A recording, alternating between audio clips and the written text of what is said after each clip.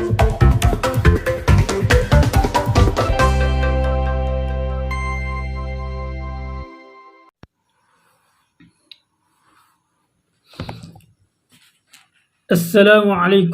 warahmatullahi wabarakatuh.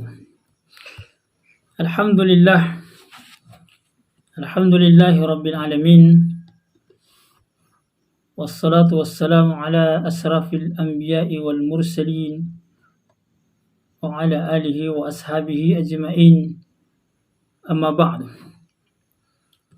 Alhamdulillah, kembali kita bersyukur kepada Allah Subhanahu wa Ta'ala. Kemudian kita berselawat atas Rasulullah Muhammad sallallahu alaihi wasallam. Allahumma salli ala Muhammad wa ala ali Muhammad. Saudara sekalian, kembali kita melanjutkan kajian kita. Pada kesempatan yang berbahagia ini, di mana kita akan membicarakan tentang pendidikan Islam. Sistem pendidikan yang dibangun oleh Rasulullah Sallallahu Alaihi Wasallam kepada generasi awal, generasi pertama dari umat ini, di mana Rasulullah Sallallahu Alaihi Wasallam tidak hanya sekedar mengumpulkan para sahabat untuk membangun kebersamaan saja, tetapi di sana Rasulullah Sallallahu Alaihi Wasallam mendidik para sahabat, membina para sahabat dengan kompetensi-kompetensi yang membuat para sahabat Nabi Sallallahu Alaihi Wasallam kemudian layak menjadi pemimpin umat. Dan kita bisa melihat hasil dari pendidikan yang ditanamkan oleh Rasulullah Sallallahu Alaihi Wasallam kepada sahabat-sahabatnya itu dalam proses perjalanan kehidupan mereka. Tentu sebelum kita membahas hal-hal yang berkaitan dengan pendidikan yang dibutuhkan, pendidikan Islam yang dibutuhkan, maka kita harus mengkaji generasi yang dididik langsung oleh Rasulullah Sallallahu Alaihi Wasallam itu, di mana mereka adalah orang-orang yang berada pada level tertinggi di dalam agama, di dalam akhlak, di dalam keikhlasan, di dalam kesiapan untuk membela agama Allah Subhanahu wa Ta'ala. Bahkan mereka berjuang sampai titik darah penghabisan. Nah, karena itulah mereka pantas mendapatkan ridho Allah Subhanahu wa Ta'ala dan Rasulnya Sallallahu Alaihi Wasallam. Allah Subhanahu wa Ta'ala berfirman, والسابقون الأولون من المهاجرين والأنصار والذين اتبعوهم بإحسان رضي الله عنهم ورضوا عنه. Kata Allah Subhanahu wa Ta'ala, orang-orang yang lebih dahulu lagi pertama-tama masuk Islam dari kalangan muhajirin dan ansor, dan orang-orang yang mengikuti mereka dengan baik, maka Allah Subhanahu wa Ta'ala ridho kepada mereka dan mereka pun ridho kepada Allah Subhanahu wa Ta'ala. Dalam ayat yang lain Allah Subhanahu wa taala berfirman, "Laqad radiyallahu 'anil mu'minina idh yubayyi'unaka tahtas sajarat." Sungguh Allah Subhanahu wa taala telah ridho kepada orang-orang yang mukmin saat mereka berjanji setia kepadamu di bawah pohon itu. Yani Allah Subhanahu wa taala ridho kepada mereka, kepada sahabat-sahabat Rasulullah sallallahu alaihi wasallam. Begitu juga kemudian Rasulullah sallallahu alaihi wasallam mempertegas masalah ini. Imran bin Husain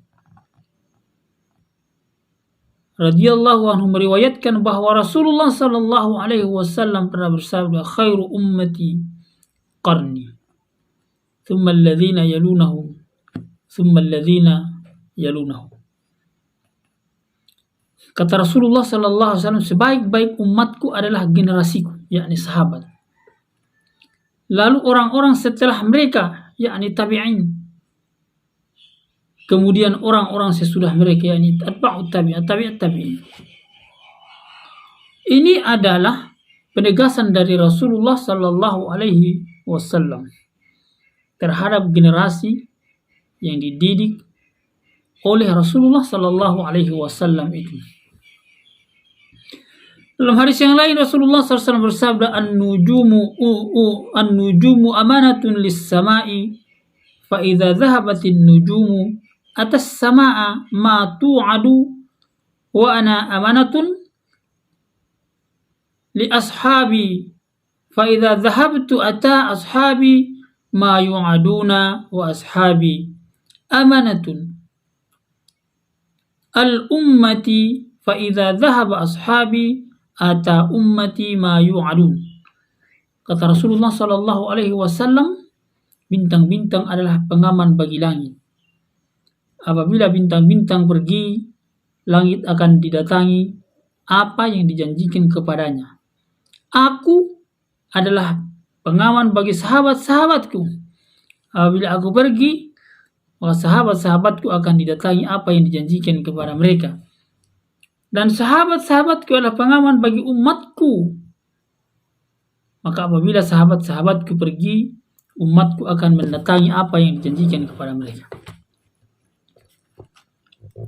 Bahkan Allah Subhanahu wa taala menjadikan para sahabat Nabi sallallahu alaihi wasallam sebagai kunci kemenangan, kejayaan dan keluhuran bagi umat ini. Kita melihat Abu Sa'id Al-Khudri radhiyallahu anhu mengatakan bahwa Rasulullah sallallahu alaihi wasallam pernah bersabda, "Ya'ti 'alan nas zamanun fayaghzu fi amun minan nas fayaqulun fikum man sahaba Rasulullah sallallahu alaihi wasallam fayaquluna na'am fayuftahu lahum thumma ya'ti 'alan nas zamanun fayaghzu fi amun minan nas fayuqalu hal fikum min sahaba ashaba hal fikum man sahaba ashaba Rasulullah sallallahu alaihi wasallam fayaqulu na'am fayughtahu lahum thumma ya'ti 'alan nas zamanun fayaghzu fi amun minan nas fayuqalu hal fikum man sahaba ashaba Rasulillah sallallahu alaihi wasallam fayaqulu na'am fayuftahu lahu. Kata Rasulullah sallallahu alaihi wasallam, akan datang suatu masa kepada manusia ketika sekelompok orang berperang. Lalu mereka bertanya, di antara kamu ada orang yang telah bersahabat dengan Rasulullah sallallahu alaihi wasallam? Lalu mereka menjawab, ya. Kemudian mereka mendapat kemenangan. Kemudian akan datang suatu masa kepada manusia ketika sekelompok orang berperang, lalu mereka ditanya,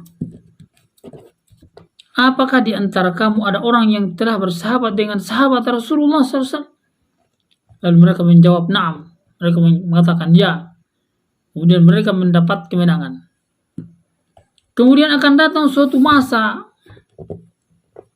kepada manusia ketika sekelompok orang berperang, lalu mereka berkata, lalu mereka ditanya, apakah di antara kamu ada orang yang telah bersahabat dengan orang yang telah bersahabat dengan sahabat Rasulullah sallallahu alaihi wasallam?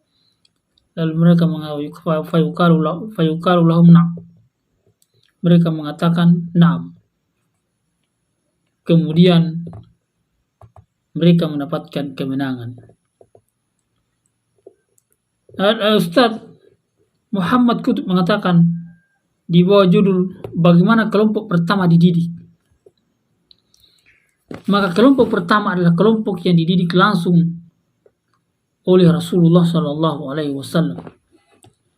Beliau Rasulullah Sallallahu Alaihi Wasallam mengerahkan segenap tenaga, perhatian, dan kepeduliannya untuk mendidik sahabat-sahabatnya. Maka kelompok inilah yang mendapat pendidikan Islam secara paripurna, secara sempurna, karena mereka dididik langsung oleh Rasulullah Sallallahu Alaihi Wasallam. Adalah pendidik terbesar sepanjang sejarah peradaban manusia. Dan kelompok inilah yang pertama-tama dimaksud oleh Allah Subhanahu wa taala dalam Al-Qur'an surah Al-Imran ayat 110. Disebutkan oleh Allah Subhanahu wa taala, kuntum khaira ummatin ukhrijat lin-nas ta'muruna bil ma'ruf wa tanhauna 'anil munkar wa tu'minuna billah. Kamu adalah umat terbaik yang dilahirkan untuk manusia, kemudian menyuruh kepada yang ma'ruf, mencegah dari yang mungkar, dan beriman kepada Allah Subhanahu wa taala. Kelompok ini benar-benar menjadi umat terbaik dalam sejarah perjalanan umat manusia secara keseluruhan. Kelompok ini memiliki beragam kebesaran dalam segala aspek yang belum pernah dimiliki oleh kelompok manapun dalam sejarah. Kebesaran yang mereka miliki amat melimpah, beragam, dan luas. Mereka memiliki kebesaran perang. Mereka memiliki kebesaran politik dan manajemen.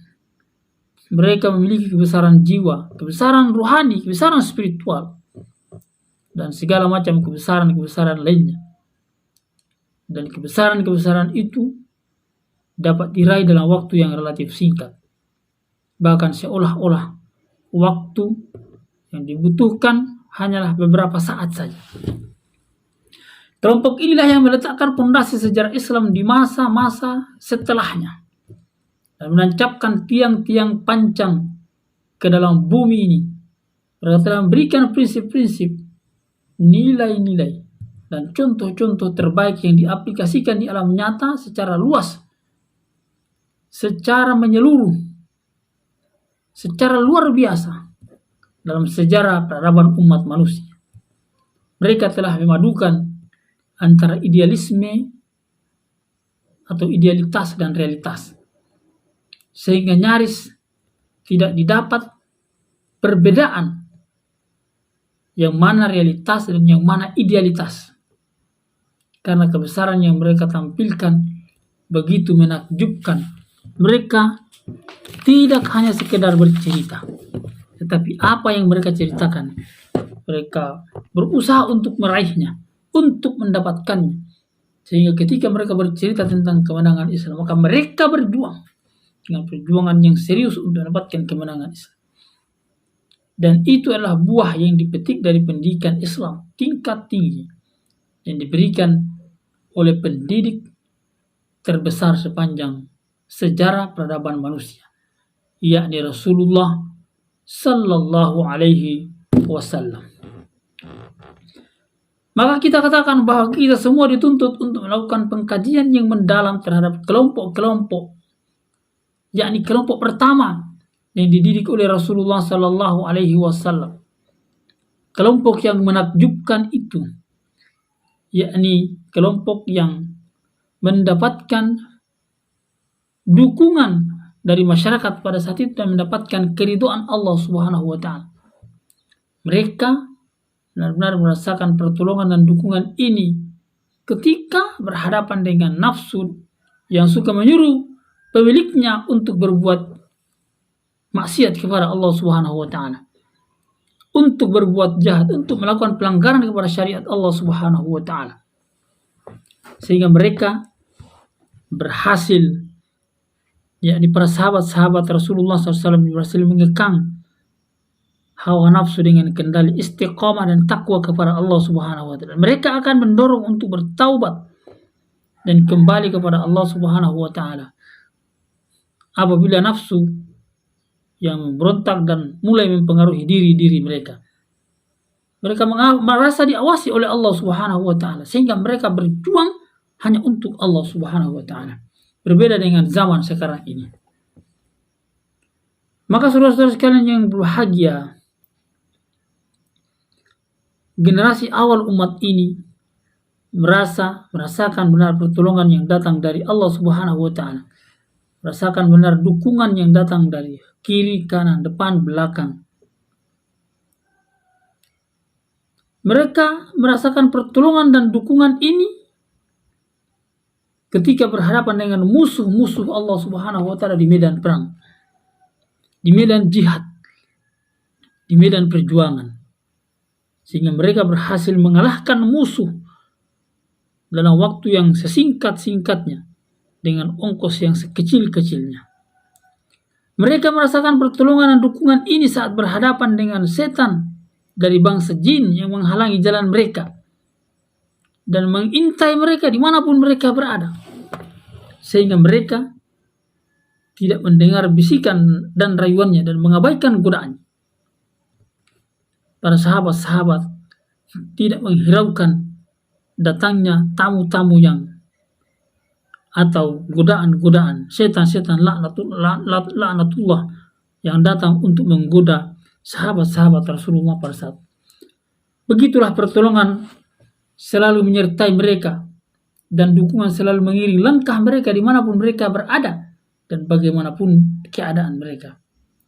Yang pasti saudara sekalian yang dimuliakan Allah Subhanahu wa taala, bahwa pertolongan dan dukungan yang diterima oleh para sahabat-sahabat Rasulullah SAW setiap waktu dan di setiap bidang tentu adalah perantaraan manusia, tetapi sungguh itu adalah datang dari Allah Subhanahu wa taala. Bahkan datang pertolongan Allah Subhanahu wa taala langsung diberikan kepada mereka.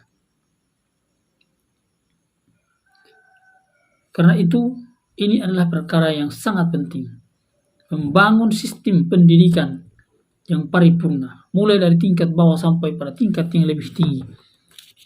Dari pendidikan yang mengantarkan manusia memiliki adab, memiliki keberanian, memiliki akhlak, dan memiliki etika dan moralitas dalam memperjuangkan agama Allah Subhanahu wa taala.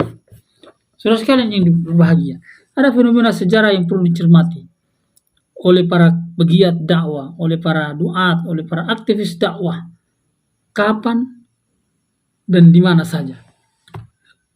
Mereka harus mencermati dengan membutuhkan waktu.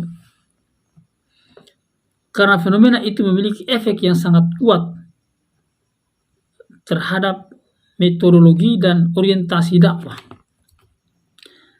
Gerakan dakwah telah melahirkan generasi yang luar biasa. Kalau kita melihat di dalam sejarah Islam, bahkan di dalam sejarah umat manusia secara menyeluruh, yakni generasi sahabat Rasulullah Sallallahu Alaihi Wasallam. Setelah itu tidak pernah lahir kembali generasi semacam itu. Memang ada individu-individu semacam itu di dalam putaran sejarah peradaban manusia ini. Tetapi belum pernah kita menjumpai orang semacam Rasulullah Sallallahu Alaihi Wasallam berkumpul di satu tempat dalam jumlah yang banyak, seperti yang terjadi pada periode awal dakwah Islami.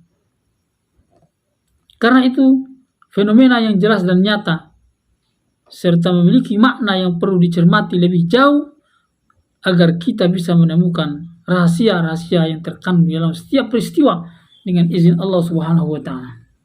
Dan ini adalah fenomena nyata yang jelas serta memiliki makna yang perlu dicermati lebih jauh agar kita bisa menemukan rahasia-rahasia itu.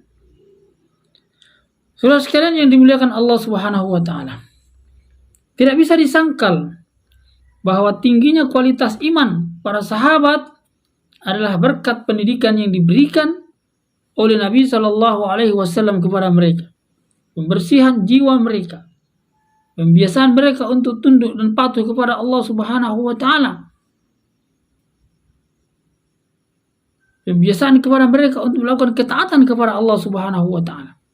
Sehingga kita melihat Nabi Shallallahu Alaihi Wasallam telah mengisi hati mereka dengan rasa iman dan pengetahuan Rabbani yang beliau alaihissalatu wassalam, yakni Rasulullah Sallallahu Alaihi Wasallam, terima dari Allah Subhanahu wa taala. Abu Hasan An-Nadawi mengatakan sebagai tokoh pendidikan Islam, beliau mengatakan Rasulullah Sallallahu Alaihi Wasallam tidak henti-hentinya mendidik para sahabat-sahabatnya, mendidik mereka secara cermat dan dalam. Dan Al-Quran pun senantiasa mengasah dan membersihkan jiwa mereka. Dan majelis-majelis Rasulullah Sallallahu Alaihi Wasallam pun membuat mereka semakin kuat dan memegang teguh ajaran agama yang mulia ini. Mereka mengendalikan segala macam syahwat tentang kesenangan, syahwat tentang fitnah dan semisalnya. Mereka berusaha untuk menggapai ridho Allah Subhanahu wa taala dalam menjalani proses pendidikan, dalam memulai pendidikan, dalam menjalankan proses, dalam mengakhiri pendidikan. Para sahabat-sahabat ini yakni patuh kepada Rasulullah Sallallahu Alaihi Wasallam dalam rangka untuk menjalankan proses-proses pendidikan dan pembinaan itu. Karena itu saudara sekalian yang berbahagia, pendidikan Islam sebagai bagian yang sangat penting di dalam membangun cara berpikir, kerangka berpikir, pola berpikir, dan karakter umat ini adalah sangat penting. Adalah sangat penting. Dan tentu kita berharap bahwa kita semua ini bisa mendapatkan sistem pendidikan yang sempurna sebelum kemudian kita dipanggil oleh Allah Subhanahu wa taala. Walhamdulillah, sistem pendidikan Islam mengarahkan manusia untuk menjadi manusia, bahkan lebih tinggi derajatnya dari manusia, bukan sebaliknya. Karena itu pendidikan yang dilakukan oleh Rasulullah Sallallahu Alaihi Wasallam adalah sebuah keniscayaan bagi kita untuk meneladaninya, untuk mencontohinya, agar supaya kelak nanti kita meraih kemenangan Islam di atas permukaan bumi ini. InsyaAllah akan kita lanjutkan kajian kita pada kesempatan berikutnya. Demikian ikhwal akhwat sekalian, saudara-saudara sekalian yang dimuliakan Allah Subhanahu wa taala. Semoga bisa memberikan pemahaman dan penjelasan bagi tentang bagaimana pola pendidikan yang dilakukan oleh Rasulullah Sallallahu Alaihi Wasallam kepada sahabatnya. Tentu ini belum selesai dan akan kita lanjutkan pembahasannya pada pertemuan yang akan datang. Subhanakallahumma rabbana wa bihamdik, asyhadu an la ilaha illa anta, wa astaghfiruka wa atubu ilaik. Wa akhiru da'wana alhamdulillah. Wassalamualaikum warahmatullahi wabarakatuh.